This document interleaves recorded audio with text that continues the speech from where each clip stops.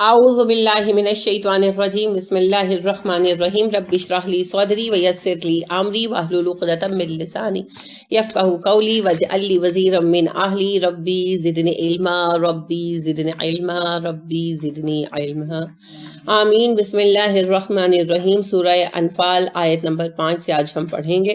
کل مومنین کی صفات پڑھی تھی اور میں نے کچھ کام بتایا تھا، کسی نے تھوڑا بہت کیا، شروع کی ہے، اچھی بات ہے۔ تو کل اگر کمپلیٹ ہو جائے گا تو میں یعنی کہ ہم ڈسکس کریں گے، تو اگر نہ ہوا تو ایک کا دن اور، لیکن ڈسکس یہ ضرور کریں گے۔ لہٰذا یہ مت سمجھیے گا کہ چلو نہیں کرتے، اور سب نے کرنا، جتنا 6 تو صورتیں ہیں جن کو آپ نے دیکھنا۔ کما جس طرح اخرجا کا نکالا تجھ کو، اخرجا کس سے ہے؟ خیر جیم سے، شاباش، خارجا سے۔ اخرجا اس نے نکالا، کا تجھ کو، جس طرح نکالا اس نے تجھ کو، ربو کا تیرے رب نے۔ ربو کا کیا کون سا مرکب ہے؟ مرکب اضافی۔ اضافت نسبت کو کہتے ہیں، جو مرکب کسی چیز کی کسی کے ساتھ نسبت ظاہر کرے یا کسی کا کسی کے ساتھ رشتہ ظاہر کرے، اسے مرکب اضافی کہتے ہیں۔ اضافہ ہو جاتا ہے نا تعلق میں، تعارف میں۔ رب کو سب جانتے ہیں، اور ربو کا میں تیرا رب، تیرا کی نسبت اضافہ ہے۔ تو انگلش میں بھی ہم کہتے ہیں مائی سن، آف آتا ہے بعض اوقات رشتے کو ظاہر کرنے کے لیے، سن آف مائی سسٹر وغیرہ، my book, book of my brother, my house. تو اس میں پھر کوئی سیٹ اصول نہیں ہے، یہ کچھ الفاظ ہیں جن سے پتہ چلتا ہے کہ یہاں پر کوئی رشتہ ظاہر کیا جا رہا ہے، کوئی تعلق ظاہر کیا جا رہا ہے۔ تعلق جاندار کا بھی ہو سکتا ہے، کسی بے جان چیز کے ساتھ بھی ہو سکتا ہے، جیسے میری کتاب، میرا گھر وغیرہ وغیرہ۔ اردو میں میرا میری سے ظاہر ہوتا ہے، اور عربی میں ضمیر ساتھ لگ جاتی ہے۔ کا ضروری نہیں، نی بھی ہو سکتا ہے، ربی، ربہا ہوتا ہے نا، ربی ہی وغیرہ، ضمیر ساتھ لگ جاتی۔ تو رب کا تیرا رب کیا ہے؟ یہ مرکب اضافی۔ کما اخراجہ کا رب کا، جیسے نکالا تیرے رب نے تجھ کو، من بیتی کا تیرے گھر سے۔ اب بیتی کا پھر مرکب اضافی، مرکب اضافی کافی استعمال ہوتا ہے، تیرا گھر۔ بالحق، ساتھ حق کے۔ یہ کون سا مرکب ہے؟ مرکب جاری، شاباش۔ بازر بھی حرف جر ہے، اور الحق کو اس نے الحقی کر دیا، اور الحق کیا ہے؟ اس میں مجرور۔ کما اخرجک ربک من بیتک بالحق، جیسا نکالا تیرے رب نے تجھ کو حق کے ساتھ تیرے گھر سے۔ اور ان بے شک فریقاً ایک گروہ، اسم کون سا ہے؟ نکیرہ۔ آپ لوگوں کو سوال کیا گیا تھا کہ بتائیں اسم ہے یا فعل ہے؟ دور دور کی عجیب عجیب تکے، فعل مضارع ہے، فلانا ہے، ڈھمکانا۔ میں نے پوچھا آپ سے، میں نے آپ سے پوچھا اسم ہے یا فعل ہے، بس بتا دیں۔ سوائے ایک دو اسٹوڈنٹس کے کسی نے تک کا جواب ہی نہیں دیا۔ صحیح غلط تو بات کی ہے نا، بات تک کا جواب نہیں پوچھا گیا، اسم ہے یا فعل ہے، جتنا پوچھا گیا اتنا بتائیں، ٹھیک ہے؟ غیر ضروری تفصیلات اور وہ بھی غلط۔ پہلے اسم اور فعل کو تو ڈفرینشیٹ کر لو، پھر بعد کی بات نہیں ہے بحث کہ مرکب ہے یا جو ہے وہ مفرد ہے یا وہ مضارع ہے یا ماضی ہے یا کیا ہے، یہ سارا میں نے پوچھا ہی نہیں تھا۔ میں نے صرف سادہ سوال آپ کو دیا تھا، اسم اور فعل الگ الگ کر، ٹھیک ہے نا؟ تو فعل سے زیادہ آسان اسم پہچاننا ہے۔ اسم الگ کر دیتے، فعل خود ہی الگ ہو جانے تھے اور آپ نے پاس ہو جانا ہے نا؟ تو یوز یور برین۔ وَإِنَّ بلا شک و شبہ فریقاً ایک گروہ ہے، من المومنین مومنین میں سے، لَکارِہُونَ لازمن ناپسند کر رہا تھا۔ لام لام تاکید ہے۔ کارہونا کیا ہے؟ اسم یا فعل؟ اسم یا فعل؟ جلدی بولا کریں۔ فعل کی علامت کوئی نہیں ہے، تو جب فعل کی کوئی علامت نہیں ہے تو فعل نہیں ہو سکتا نا، اسم ہے۔ کارہونا ناپسند کرنے والے، فعل بغیر علامت کے کبھی نہیں آتا۔ یکرہونا فعل ہوتا، یکرہونا، تکرہونا، ٹھیک ہے؟ وَإِنَّ فَرِيقًا مِّنَ الْمُؤْمِنِينَ لَكَارِهُونَ، بے شک مومنوں کا ایک گروہ ایسا تھا جو لازماً اس فیصلے کو ناپسند کرنے والا تھا، ناپسند کر رہا تھا۔ یجادلونک کا، وہ بحث کر رہے تھے آپ سے۔ جیم دال لام، جدل، جدال، جھگڑا کہا جاتا ہے اردو میں، کیونکہ اردو میں الفاظ کم ہے، تکرار، ٹھیک ہے. بحث سے اگلا لیول ہوتا ہے تکرار کا، گرما گرمی، ذرا لاؤڈ ہو جانا، نہیں نہیں یوں نہیں ہو سکتا، وہ ہو سکتا ہے. جھگڑے کا تو ذرا شدت آ جاتی ہے نا، جھگڑے میں تو ہم ادب بھی بھول جاتے ہیں، وہ ذرا اور چیز ہے.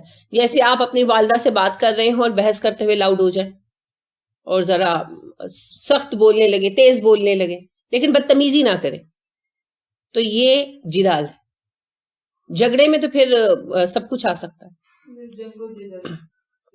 جنگ ہوتی ہے، وہ اردو کا معنی ہے. جنگ و جدل اردو میں استعمال ہوتا ہے، عربی میں جدال جو ہے وہ قتال کے، جنگ کے لیے استعمال نہیں ہوتا. مجادلہ کا لفظ آپ نے پڑھا ہے نا. مجادلہ کس کو کہا گیا؟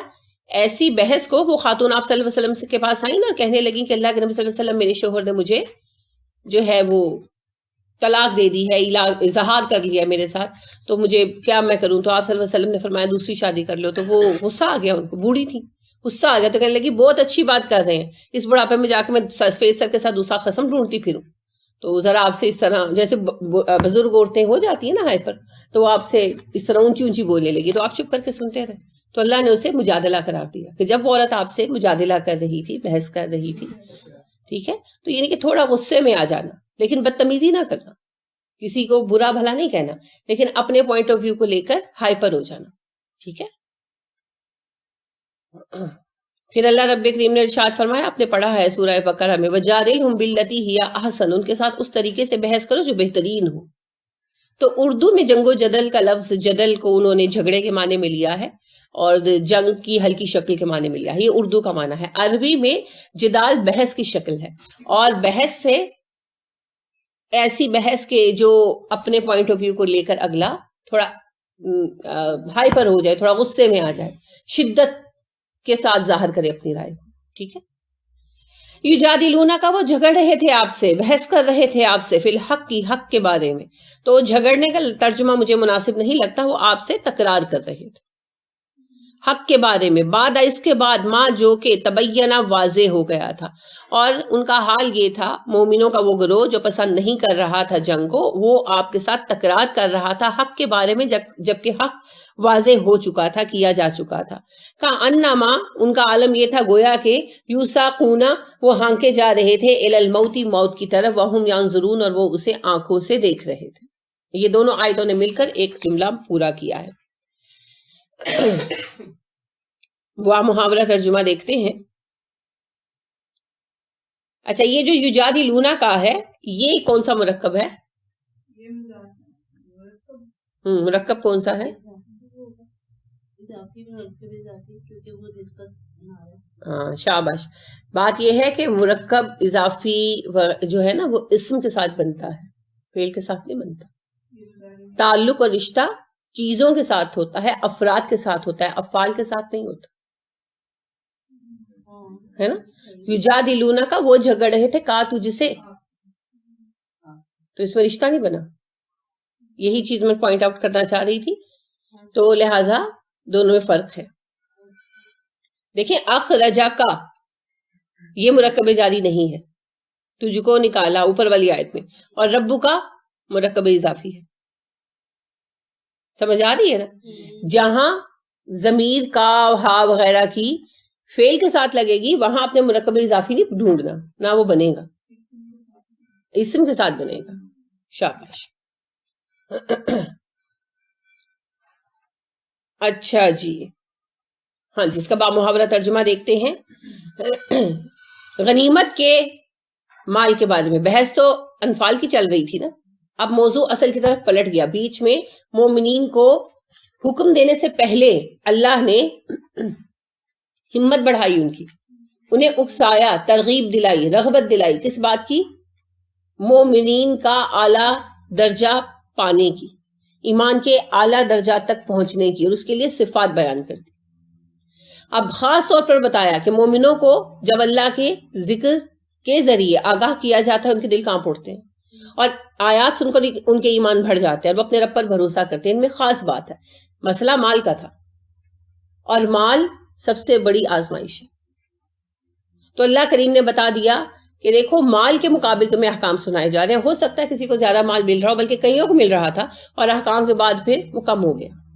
تو اللہ نے کہا کہ جب ان کو اللہ کا حکم سنایا جاتا ہے تو ان کے دل نرم پڑ جاتے ہیں، وہ بحث نہیں کرتے، فوراً حکم مان لیتے. دوسری بات یہ ہے کہ آیات کے ساتھ ان کا ایمان بڑھتا ہے. یہ نہیں کہ مال تو دے دو کیونکہ سارے مسلمان ہیں لہٰذا تمہیں ڈر ہو کہ رسول اکرم صلی اللہ علیہ وسلم کی بات نہیں مانیں گے تو پکڑے جائیں گے، اور بعد میں بغض رکھو رسول اکرم صلی اللہ علیہ وسلم سے اور اگلے بندے سے جس کو مال دیا گیا، جیسا کہ ہوتا ہے.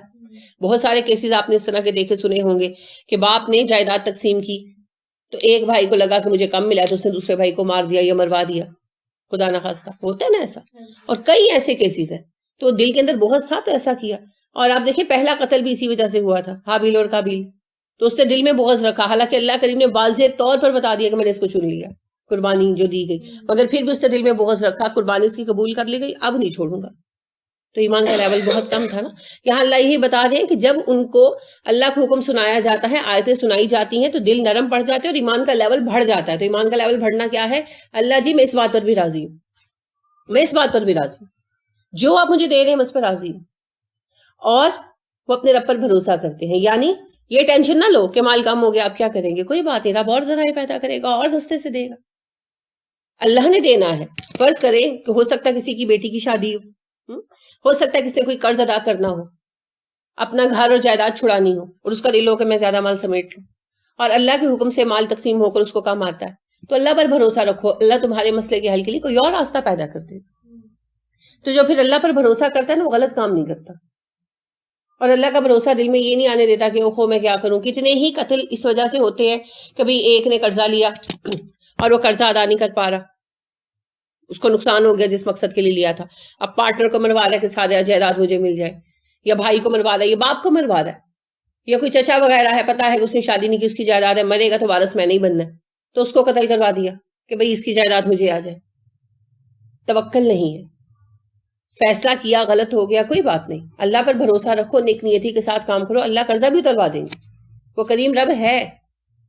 تو لہٰذا یہاں تینوں باتیں بتا دی گئی، اور پھر اس کے بعد مدد کا ذریعہ بھی بتا دیا گیا کہ کیسے ہم اپنا حوصلہ بڑھائیں. ایک تو نماز قائم کرو، نماز قائم کرنے سے توکل بڑھے گا، اور مال خرچ کرو، مال خرچ کرنے سے مال کی محبت کم ہوگی. ٹھیک ہے نا. مال کی محبت سادے سادے کام آسان مشکل کر دیتی ہے. جو مال کی محبت زیادہ ہوتی ہے نا دل میں. تو آپ دیکھیں اگلے دن کسی نے میرے پاس سامان رکھا ہوا تھا بطور امانت، تو کافی سارا تھا، تو لینے کے لیے آئیں تو لے گئی، تو کھول کر وہ چیک کر رہی کہ میں نے کہا چیک کر لیں گے، کوئی چیز ہوتا ہے نا سم ٹائم رکھنے میں کوئی نکل گئی ہو یا کچھ، اور ویسے بھی کسی کی امانت ہو تو چیک کر کے لے گئی. میں نے کہا چیک کر لیں. تو میں بھی ان کے ساتھ بات چیت کر رہی تھی، تو میں دیکھ رہی تھی انہوں نے کھولا تو 2-3 کارٹن تو صرف نا بچوں کے وہ اسٹف ٹوائز نہیں ہوتے، بالو بلیاں، ان سے بھرے ہوئے تھے. حالانکہ ان کا کوئی چھوٹا بچہ نہیں، ان کے بچوں کی بھی شادیاں ہو گئی ہوں گی، یعنی انہوں نے اپنے بچوں کے بچپن کے رکھے ہوئے تھے.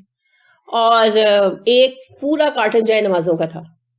تو میری بہت اچھی دوست ہے، تو میں نے ان سے کہا، میں نے کہا منزہ آپ نے ایسا کیوں نہیں کیا کہ آپ یہ جائے نمازیں بجائے سنبھالنے کے، جبکہ آپ کی چھوٹی سی فیملی ہے، 2 بیٹے ہیں، 1 بیٹی ہے، ایک بیٹا الگ رہتا ہے، ایک بیٹا ساتھ رہتا ہے. تو میں نے کہا آپ کی چھوٹی سی فیملی ہے اور گھر کی ضرورت کی تو نہیں، جو پورا کارٹن اگر آپ مسجد میں ڈونیٹ کر دیتی اور لوگ اس پر نماز پڑھتے تو آپ کا کتنا اجر اکٹھا ہو جاتا. تو خیر انہوں نے میری اس بات کا جواب نہیں دیا. تو اسی طرح یعنی ایک کارٹن انہوں نے کھولا تو اس میں اسپیکرز تھے. تو اب آپ کو پتہ یہ چیزیں الیکٹرانکس تو جو ہے وہ میرے پاس چیزیں 6-7 سال سے پڑی ہیں. تو اب آپ دیکھیں کہ الیکٹرانکس تو 6 مہینے میں پرانی ہو جاتی ہیں، اور ان کی جو ہے نا وہ اسیسریز ہی نہیں ملتی. تو میں نے ان کو کہا تو کچھ نہیں، لیکن میں وہی سوچ رہی تھی، میں ان کو یہ نہ لگے کہ میں نے میرے پاس رکھا ہوا تھا تو ان کو برا لگ رہا ہے. اسی طرح ایک بہت بڑا باکس تھا ٹین کا نا، چھوٹی پیٹی آپ کہہ لیں، تو اس کے اندر جیسے یوزڈ یہ glass covers, cup covers, use چمچے، کانٹے. میں وہی دیکھ رہی تھی، کچھ وہ ٹی پاٹ کا کور تھا، وہ اوپر ڈال دیتے نا وہ گرم رہے چائے، ٹکوزی، بالکل ٹکوزی، اس طرح کی چیزیں. تو میں وہی دیکھ رہی تھی کہ یعنی ضرورت کیا ہے، زندگی مشکل کی ہوئی ہے، چیزیں سنبھالنا رکھنا. پھر میں نہیں ان سے کہا، میں نے کہا اب آپ چیزیں لے جائیں نا، زندگی موت کا کسی کو پتہ نہیں ہوتا، تو اپنی آپ امانت اٹھائیں. تو وہ پھر آئیں اور وہ اتنا سارا سامان تھا کہ میرے پورے اسٹور کا آدھا کمرہ بک ہوا تھا. اور بلکہ میں نے اسی وجہ سے اٹھوایا بھی کہ بچے اب ماشاءاللہ زیادہ ہو گئے گھر میں، تو سردیوں گرمیوں کے کپڑے رکھنے کے لیے ہمیں جگہ نہیں بن رہی تھی.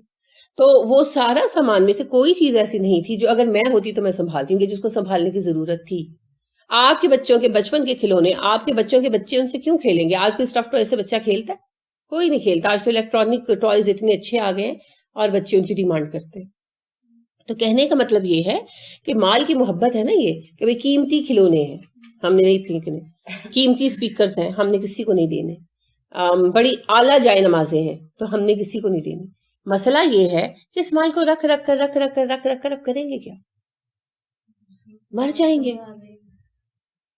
اور مجھے واقعی بات سمجھ نہیں آتی. دوسری دفعہ مجھے تجربہ ہوا ہے, ایک اور میری عزیزہ تھی, تو ہمارا گھر اللہ کا شکر ہے بڑا ہے, ہمارے گھر کا سٹور بھی بڑا, تو انہوں نے بھی ہمارے پاس سامان رکھا ہوا تھا. تو وہ بھی جب یعنی لینے آئی تو میں نے ان کو کہا کھول کے چیک کر لیں. تو انہوں کے 3 باکسز تھے, تو 2 کے اندر تو نا پیور کپڑا ہوا کرتا تھا, شیفون وغیرہ, تو اس کی ساڑیاں اور کپڑے تھے. تو اس کا حال یہ ہو گیا, تو انہوں نے مجھے کہا کہ آپ 1-2 لے لو نا. تو مجھے دکھا, تو وہ جب پکڑا نا تو وہ ایسے پکڑنے سے ہٹ رہا تھا, کیونکہ پیور کی تو اتنی ایج ہی نہیں ہوتی. تو میں ہنس پڑی, میں نے کہا آپ نے اتنے سنبھالے رکھے, اس سے بہتر تھا آپ کسی کو دے دیتی. اور ایک پورا بڑا جو باکس تھا, صندوق تھا, اس میں جائے نمازیں تھی. تو میں نے ان سے بھی یہی بات کی کہ میں نے کہا آپ تو امریکہ چلی گئیں اور یہ جائے نمازیں آپ پچھلے 18 سال سے یہاں رکھے ہوئے ہیں, اگر آپ نے کسی مسجد میں ڈونیٹ کر دی ہوتی تو آپ سوچ سکتے ہیں کہ آپ کا اجر کتنا زیادہ ہوتا ہے اس ٹائم کہ لوگ اس پہ نماز پڑھتے. ہماری سوچ کا انداز بہت غلط ہے.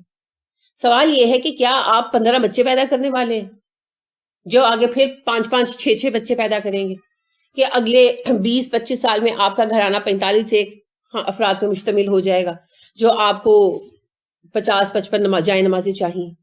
گھر 4-5 افراد کا ہوتا ہے, ان میں سے مرد حضرات گھر پہ نہیں ہوتے, ہم 2-3 لوگ ہوتے ہیں, ہمیں کتنی جائے نمازیں چاہیے؟ لیکن سوچ کا انداز, مال کی محبت. بات کیا ہے؟ قیمتی جائے نمازیں سعودیہ سے آئی ہوئی ہیں. So what? اللہ کی راہ میں قیمتی چیز نہیں دینی, اللہ کی راہ میں گھٹیا چیز دینی ہے. تو مال کی محبت نہیں ہوگی تبھی ہم لوگ مال کسی کے ساتھ شیئر کر سکیں گے, ہے نا؟ تو اسی لیے اللہ رب کریم نے بتایا کہ میرے بندے وہ ہیں جو مال کو دل کھول کر خرچ کرتے. اس سے کیا ہوتا ہے؟ مال کی محبت ختم ہو جاتی. مال بہت فائدہ مند چیز ہے, ضرورت کے لیے سنبھال کے بھی رکھیں, لیکن مال کی یہ محبت نہیں ہونی چاہیے کہ میں اپنے بچے کا کھلونا بچے کے بڑے ہونے پر بھی کسی کو نہیں دے سکتی. اسی طرح میری ایک دوست مجھے بتانے لگی, یعنی نیبر ہیں تو دوست بھی ہیں, کہ وہ کہنے لگی کہ میں نے ابھی تک اپنے بچوں کے بچپن کے کپڑے سنبھال کے رکھے ہوئے. تو میں نے کہا بھائی کون سا کارنامہ کیا ہو, یعنی تمہارے بچوں کی شادیاں ہوگی جو ان کے بچپن کے کپڑے سنبھال کے رکھے ہوئے, تمہیں کیا لگتا ہے وہ اپنے بچوں کو پہنائیں گے؟ وہ محاورے میں کہتے 1900 دے کپڑے وہ کون پہنائے گا بھائی؟ کسی کا دماغ خراب ہے.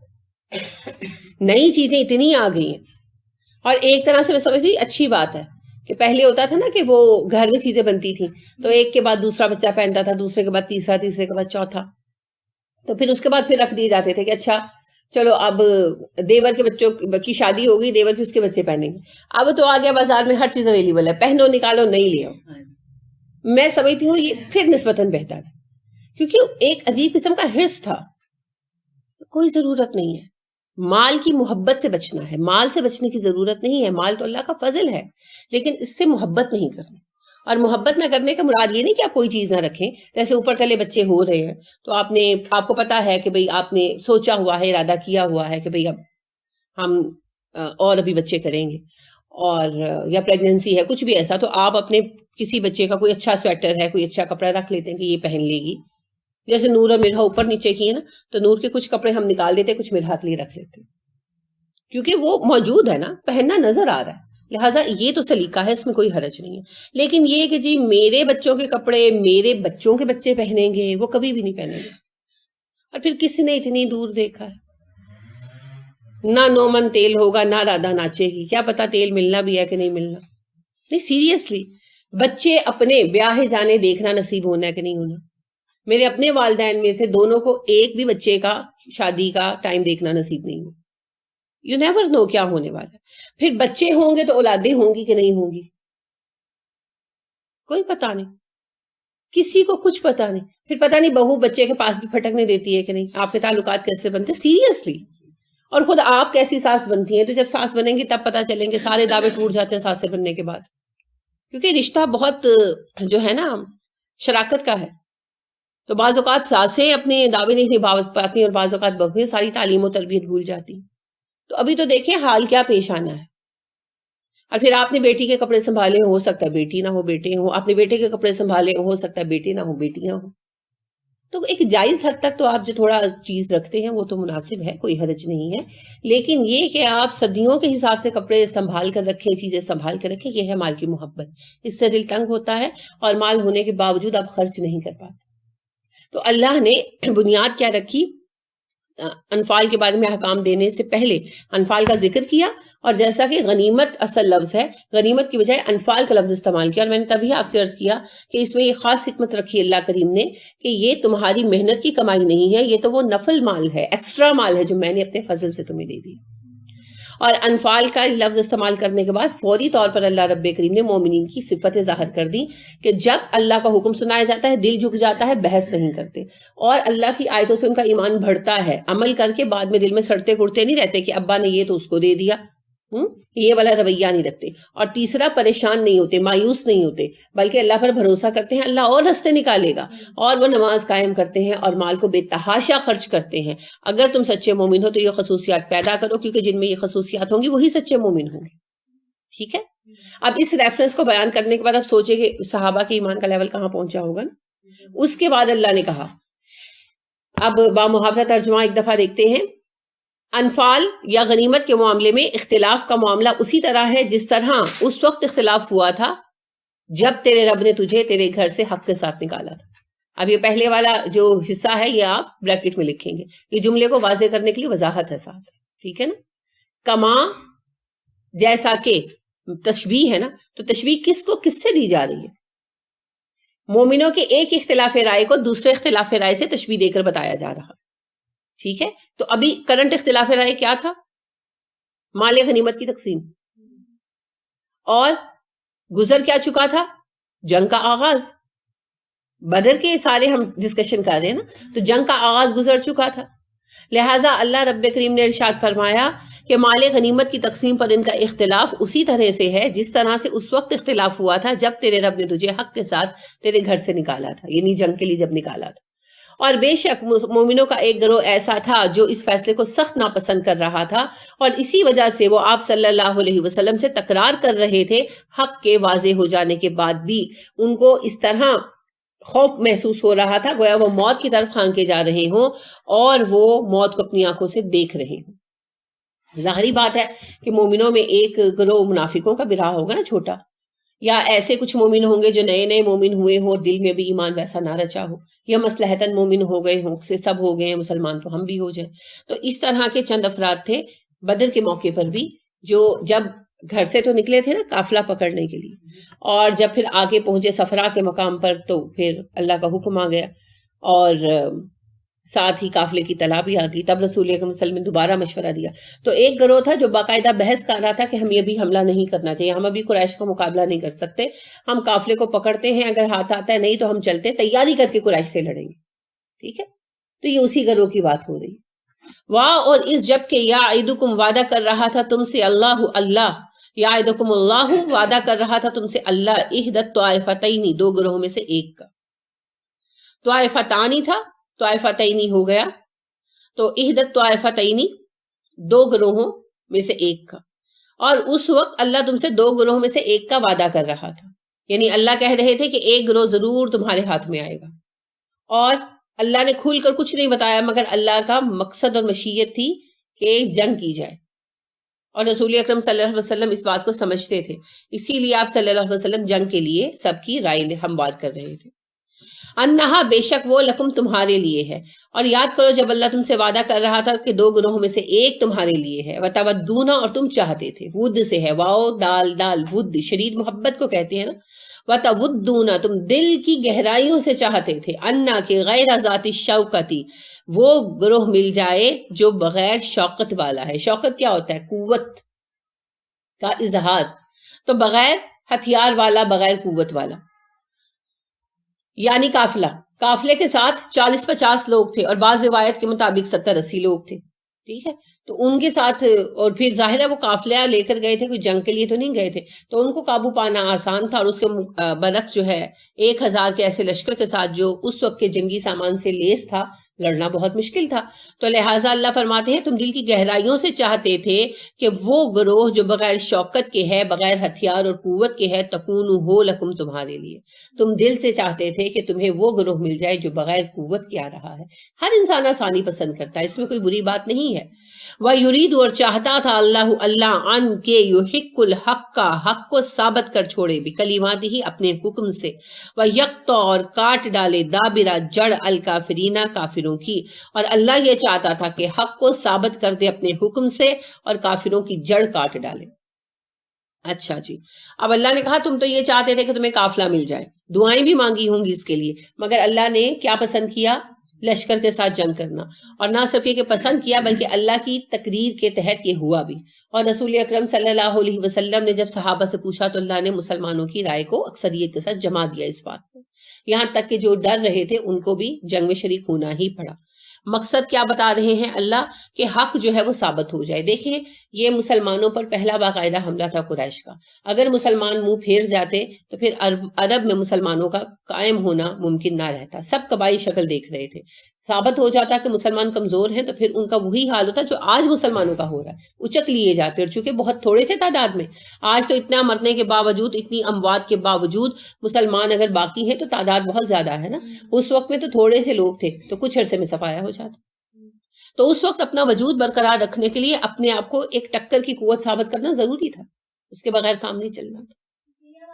اسی لیے اللہ رب کریم نے حق کو ثابت کرنے کے لیے، یعنی مسلمانوں کی قوت کی حیثیت سے منوانے کے لیے یہ فیصلہ کیا. دوسرا مقصد یہ تھا کہ کفار کی جڑ کاٹ دی جائے. جڑ کاٹنے سے کیا ہوتا ہے؟ بالکل ان کے سردار مارے جائیں. جڑ کاٹنے سے ہوتا یہ ہے کہ پودا کمزور ہو جاتا، کوئی بھی پودا ہو تو وہ کمزور ہو جاتا. تو لہٰذا جڑ کاٹ دی گئی. جڑ کون ہوتے ہیں؟ قوم کے بڑے بڑے سردار. بالکل صحیح کہا آپ نے. تو وہ جو سارے بڑے بڑے سردار تھے وہ تو بدر میں مارے گئے. تو لہٰذا اس کے بعد دیکھیے جنگوں میں وہ شدت نہیں رہی، اور دشمنی میں بھی وہ شدت نہیں رہی. اور ابو سفیان اپنی نام نہاد قومی غیرت کی وجہ سے لڑنے تو آتے تھے مگر دل سے لڑنا چاہتے نہیں تھے. لہٰذا خود جنگ میں نا کم ہی حصہ لیتے تھے، دور دور رہتے تھے بڑے بڑے صحابہ سے. تو یہ جو ہے نا بہت بڑا فرق پڑ گیا. بالکل بالکل. پتہ ہے بات کیا ہے کہ یہ تو دلی طور پر مانتے تھے، لیکن وہ قومی عصبیت تھی کہ میری قوم، جیسے وہ آپ نے سیرت میں بھی پڑھا ہے نا ایک شاعر کا شعر کہ میری قوم خواہ غلط ہو ہاں صحیح ہو، جس راستے پر میری قوم چلے گی میں اسی کا ایک فرد ہوں، اسی کے راستے پر چلوں گی. تو ان لوگوں کا یہ فلسفہ تھا، غلط ہو یا صحیح ہو ہم اپنی قوم کے ساتھ. تو اسی وجہ سے یہ اپنی قوم کے ساتھ تھے. اگر یہ اپنی قوم کا ساتھ چھوڑ دیتے تو ان کو بہت گھٹیا سمجھا جاتا، جیسا کہ صحابہ کرام رضی اللہ عنہم علیہم اجمعین کو یہ لوگ سمجھتے تھے کہ یہ تو بڑے گھٹیا ہیں، اپنی قوم کو چھوڑ دیا، اپنی قوم کے باغی بن گئے، حقیر سمجھتے تھے، بگوڑا سمجھتے تھے. تو نہ صرف یہ کہ انہیں تشدد اور دشمنی جھیلنی پڑتی، انہیں حقارت بھی جھیلنی پڑتی.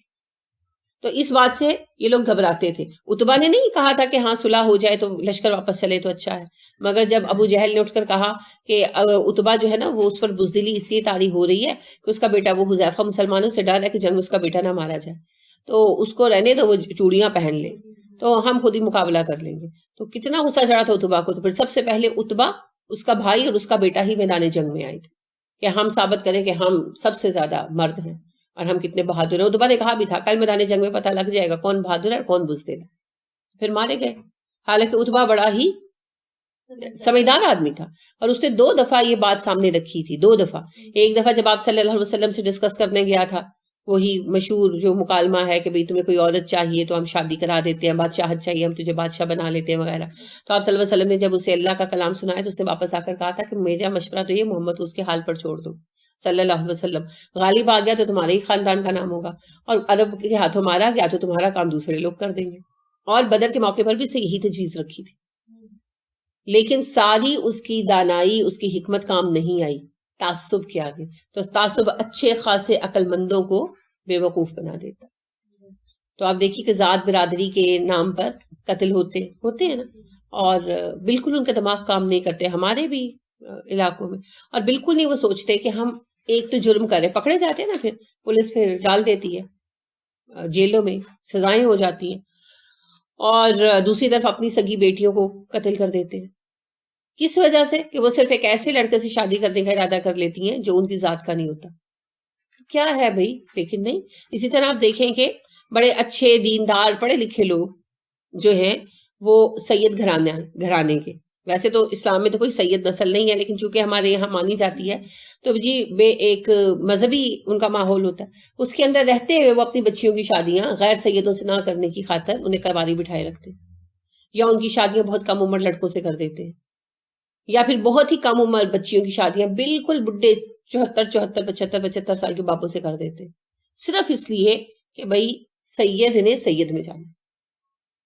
تو یہ تعصب ہے، اور یہ تعصب ان کی دین کو، ان کے عقل کو، ان کے علم کو، سب کو کھا جاتا ہے، اور سمجھ نہیں آتی کہ ان کی عقل کہاں چڑھنے چلی جاتی ہے. تو اسی لیے یہ لوگ بہت متصب تھے اور اپنے تعصب کی وجہ سے مخالفت چھوڑ نہیں پا رہے تھے. لیکن بدر میں جو 70 افراد مارے گئے، ان میں سے سارے کے سارے قریش کے بڑے بڑے سردار تھے. وہ آپ نے اس کا شعر پڑھا تھا نا اسود کا، کہ اس نے کہا کہ میرے بیٹوں کے مارے جانے سے وہ لوگ حکمران بن گئے، سردار بن گئے جن کے سردار بننے کا دور دور تک امکان نہیں تھا. سارے بڑے بڑے جو فیملیز تھی نا ان کے لڑکے مارے گئے تھے، ان کے جن کا پتا تھا کہ یہ بڑی مخالفت کریں گے.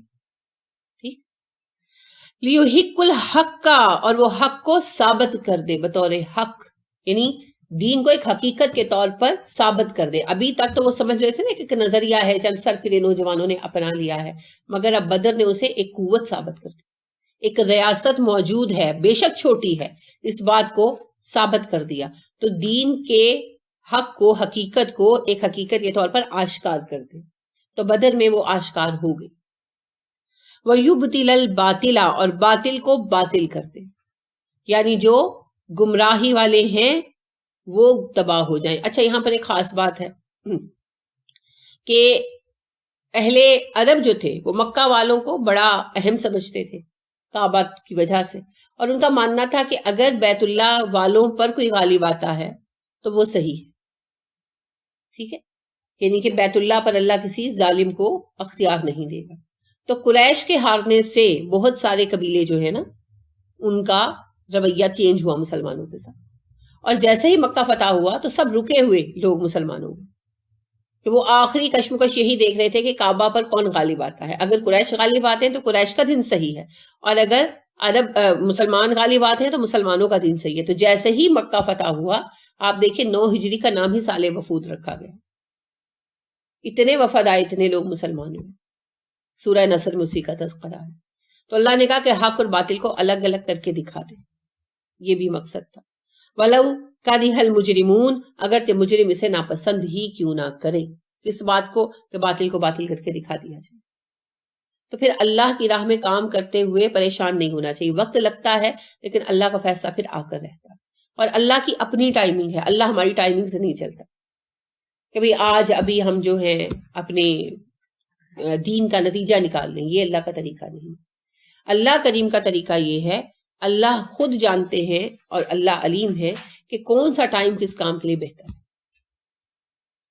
اس جب تستغیثون، تم فریاد کر رہے تھے. از اذکروا کے معنوں میں آتا ہے نا، یاد کرو جب تم فریاد کر رہے تھے. غین یہ سے ہے، بادل کو بھی کہتے ہیں، اور غیث استغاثہ کو، مدد طلب کرنے کو بھی کہتے ہیں. ٹھیک ہے، اسی لیے میں آپ کو کہہ رہی ہوں سب سے بڑا شرکیہ لقب جو کسی کو دیا گیا ہے وہ غوث اعظم، کیونکہ غوث ہوتا ہے مدد کرنے والا، اور اعظم کا مطلب ہے سب سے بڑا. اگر سب سے بڑا مددگار عبد القادر جیلانی علیہ رحمہ ہے تو پھر اللہ کریم کہاں. اور استغاثہ ہوتا ہے فریاد طلب کرنا. تو کہتے ہیں اللہ کے نبی صلی اللہ علیہ وسلم سے استغاثہ کرو، شرک ہے. استغاثہ صرف اللہ کریم سے کیا جاتا ہے. اور اس کی خود مثال رسول اکرم صلی اللہ علیہ وسلم کا یہ فعل ہے کہ بدر کے موقع پر آپ نے یہ نہیں کہا کہ ابراہیم آج میری مدد کر دے، مشکل ترین ٹائم تھا نا. آپ نے اللہ سے دعا کی، یا حی یا قیوم برحمتک استغیث. استستغیثون ربکم، یاد کرو جب تم سب اپنے رب سے فریادیں کر رہے تھے. تو کیا ثابت ہوا کہ سب مومنین جو ہیں، صحابہ جو ہیں، اپنی تیاری اور استقامت کے بعد اللہ سے دعائیں بھی مانگ رہے تھے، کیونکہ کامیابی ناکامی کا انحصار ہماری کوشش پر یا قوت پر نہیں ہے، کامیابی اور ناکامی کا انحصار اللہ کی مدد پر ہے۔ لہٰذا اللہ سے سارا کام کرنے کے بعد مدد ضرور مانگنی چاہیے۔ یہ سوچنا کہ جی میں نے ساری تیاری کر لی ہے لہٰذا اب تو کچھ نہیں ہوگا، اب تو میں کامیابی ہوں گا، فور پیپر ہی لے لیں آپ، اگر بھی میری ساری تیاری ہے، میرا بیگ بھی بند ہے، میں کیوں دعا کروں؟ اگر یہ کہتے یا سوچتے ہیں تو کچھ بھی ہو سکتا ہے، آپ ڈیٹ ہی بھول جائیں، آپ سمجھے ایوننگ میں پیپر ہے، پیپر مارننگ میں ہو، اللہ نہ کرے راستے میں ایکسیڈنٹ ہو جائے، بازو پہ چوٹ لگ جائے، آپ لکھنے سے عاجز ہو جائے، anything can be possible. لہٰذا جب سب کچھ کر بیٹھے تو پھر بیٹھ کر اللہ سے دعا کریں۔ لہٰذا بدر کے تذکرے میں آپ نے پڑھا ہے جب آپ صلی اللہ علیہ وسلم نے صفیں تک مرتب کر دی، رات کو تو دعائیں مانگی، اب صبح جب لشکر کا وقت آیا آپ نے صفیں مرتب کر دی، لوگوں کو کھڑے کر دیا، انسٹرکشنز بھی دے دی، اور ابھی کفار نے جنگ کا آغاز نہیں کیا تھا تو آپ نے کہا تم نے حملے میں پہل نہیں کرنی، یہ کہہ کر دوبارہ وہ جو عریشہ بنایا گیا تھا، چھپر بنایا گیا تھا، وہاں آ کر پھر سے دعا مانگنے لگے۔ دعا بذات خود بہت اہم چیز، جیسے آپ نوکری کے انٹرویو کے لیے جاتے ہیں، آپ نے اچھا پڑھا ہوا ہے، سی وی اچھا بنایا ہوا ہے اور آپ کو پورا یقین ہے نوکری ملے گی، تب بھی جب تک آپ کا انٹرویو نہیں ہو جاتا دعائیں مانگتے ہیں، کیونکہ اللہ کریم کام کو کامیاب کرتے ہیں، ہم تو صرف کوشش کرتے ہیں۔ وہ جیسے محمد بخش کا ہے نا پنجابی کا وہ شعر ہے، مالی دا کم پھل پھل مالی دا کم پانی لانا پر مشکاں لاوے، مالک دا کم پھل پھل لانا لاوے یا نہ لاوے۔ تو یہ حقیقت، ہمارا کام ہے اپنی پوری کوشش کرنا۔ اسی طرح بچے کو بہترین تربیت دے رہے ہیں، اعلیٰ تعلیم دلا رہے ہیں، اس پر پورا چیک رکھ رہے ہیں، اس کے بعد بھی اللہ سے دعا کریں ہدایت پہ رکھے، کیونکہ حضرت نوح علیہ السلام کا بیٹا بھی نبی کا بیٹا ہوتے ہوئے بھی ہدایت سے ہل گیا تھا۔ کیا حضرت نوح علیہ السلام نے تربیت میں کمی کی ہوگی؟ بالکل بھی نہیں، بہترین تعلیم دی ہوگی اس زمانے کی اور بہترین تربیت کی ہوگی، مگر اس کے باوجود وہ بگڑ گیا کہ نان اس کا نام بیان کیا جاتا ہے، کیوں؟ بس اللہ کا حکم، انہوں نے دعا بھی کی ہوگی۔ تو دیکھیں اصل ہدایت اللہ کریم کی طرف سے، لہٰذا ہر کام کرتے ہوئے اس کی کامیابی کی دعائیں بس اللہ سے مانگتے رہیں۔ ہم صرف پانی دے سکتے ہیں، اب کتنا اس نے پھل پھول دینا ہے، کیا کرنا ہے کیا نہیں کرنا، یہ صرف اللہ کریم جانتے ہیں، میں آپ ہم نہیں جانتے۔ تو دعا کا سہارا نہیں چھوڑنا چاہیے۔